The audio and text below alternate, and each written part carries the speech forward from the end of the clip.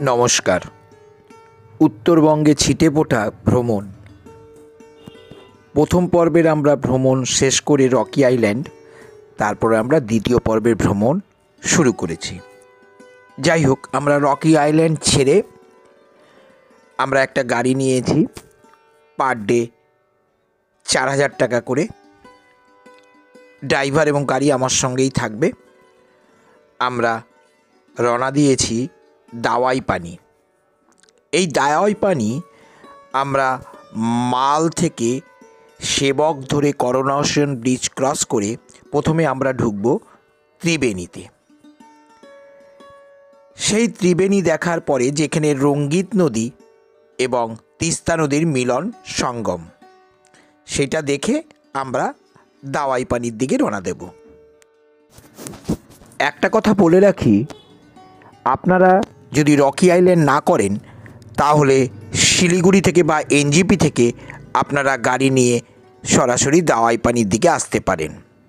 সেই রকম ইনফরমেশন আমি আমার ডেসক্রিপশন বক্সে দিয়ে দিয়েছি। আপনারা ভিডিওটা সম্পূর্ণ দেখবেন, দেখলে পুরো ব্যাপারটা পরিষ্কার হয়ে যাবে। এই যে এখন আমরা পৌঁছেছি ত্রিবেণী সঙ্গমে। দেখুন, এই সঙ্গমের পাশেই যেখানে রঙ্গিত নদী এবং তিস্তা নদীর মিলনস্থল, এই ঠিক বালিয়াড়ির ওপরে প্রচুর টেন্ট করা আছে এবং আমার ছবিতে যেসব টেন্টগুলো দেখতে পাচ্ছেন, এই টেন্টগুলো ভাড়া খুব একটা বেশি নয়, 800 থেকে 1000-এর মধ্যে পার হেড পার ডে ভাড়া। এইখানে আপনারা থাকতে পারেন, এর মজাই আলাদা, নদীর পাড়ে টেন্টে।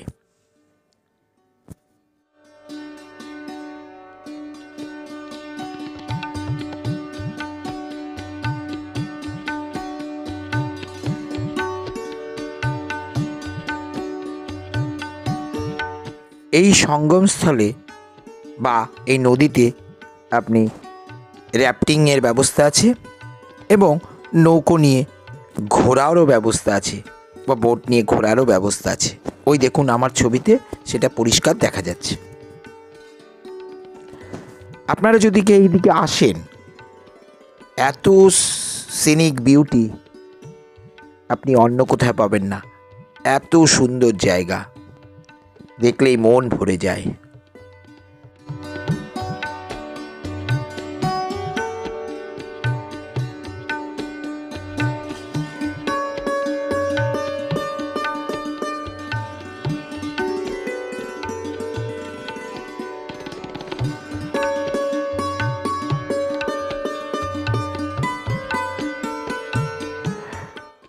সঙ্গম দেখে আমরা রওনা হয়েছি দাওয়াই পানির রাস্তায়। পথে লামাহাটা ইকো পার্ক আমরা দেখতে পারবো, কিন্তু আমরা এত দেরি হয়ে গেছে যে লামাহাটা ইকো পার্ক দেখার মতো সময় আমাদের হাতে হবে না, কারণ সন্ধে হয়ে যাবে, যার ফলে লামাহাটা ইকো পার্ক দেখা সম্ভব হবে না। আপনারা একটু টাইমটা শর্ট করলে এই জার্নিতে লামাহাটা দেখতে পারেন।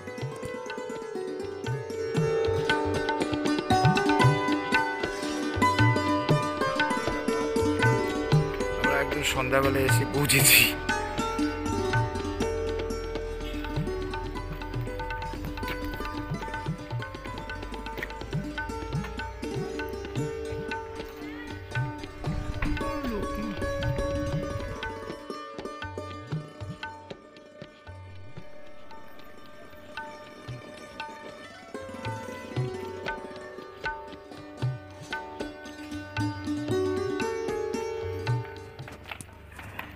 আপনারা যদি আসেন তাহলে এই লামাহাটা পার্কে ঘুরতে একটু সময় নিয়ে আসতে হবে, কারণ পার্কটি যথেষ্ট বড় এবং এখানে টিকিট কেটে ঢোকার ব্যবস্থা আছে।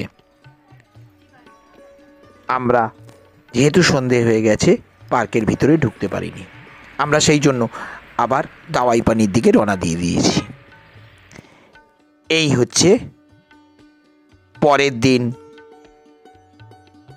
দৃশ্য দাওয়াই পানির। দেখুন কি অপূর্ব, এখান থেকে কাঞ্চনজঙ্ঘা খুব একটা পরিষ্কার দেখা যাচ্ছে না, ওই যে কাঞ্চনজঙ্ঘা। ওয়েদারটা ফগই আছে, এই জন্য দেখা যাচ্ছে না। এই হচ্ছে যশ শান্তি হোমস্টে। এই হোমস্টেতেই আমরা আছি, খুব সুন্দর হোমস্টে, একদম কাঞ্চনজঙ্ঘা ভিউ দেখা যাবে এখান থেকে পরিষ্কার।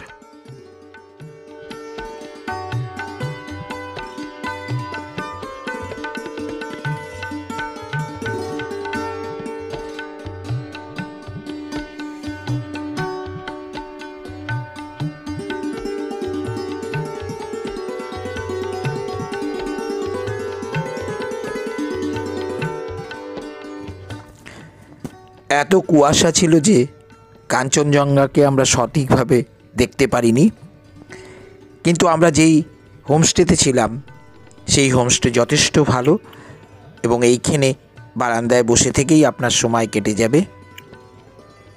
আপনি সারা দিন খুব ভালো লাগবে এখানকার সিনিক বিউটি দেখতে।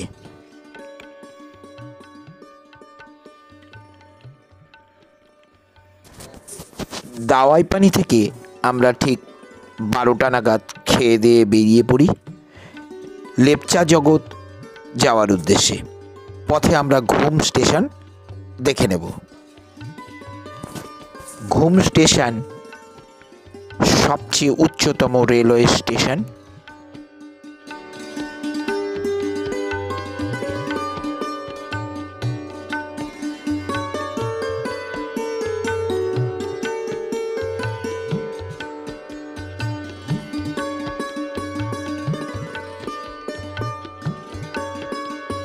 ঘুম স্টেশন।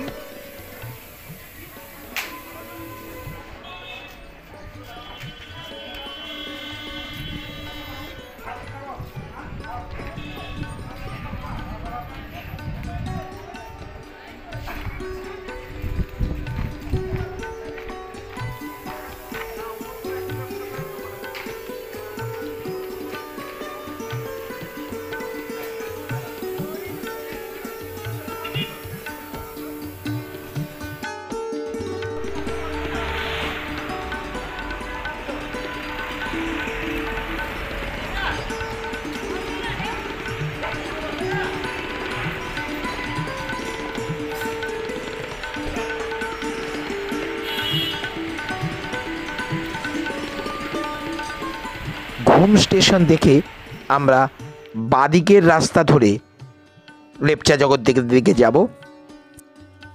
যেই রাস্তাটা সুকিয়া পুকুরি মিরিক হয়ে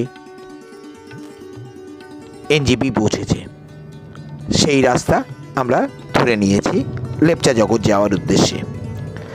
লেপচা জগৎ দেখার পরেই আমাদের দ্বিতীয় পর্বের ঘোরা এখানেই আমি শেষ করব। চলুন দেখি লেপচা জগৎ দেখে নিই। লেপচা জগৎ।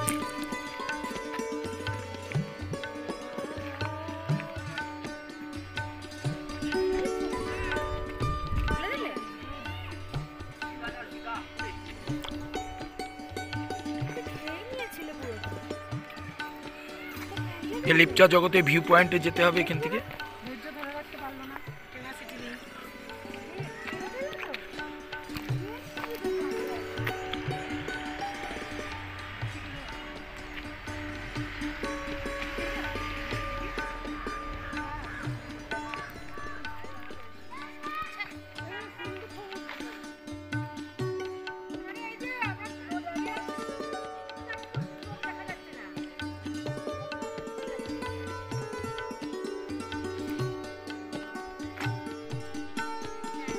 লেপচা জগৎ ভিউ পয়েন্ট।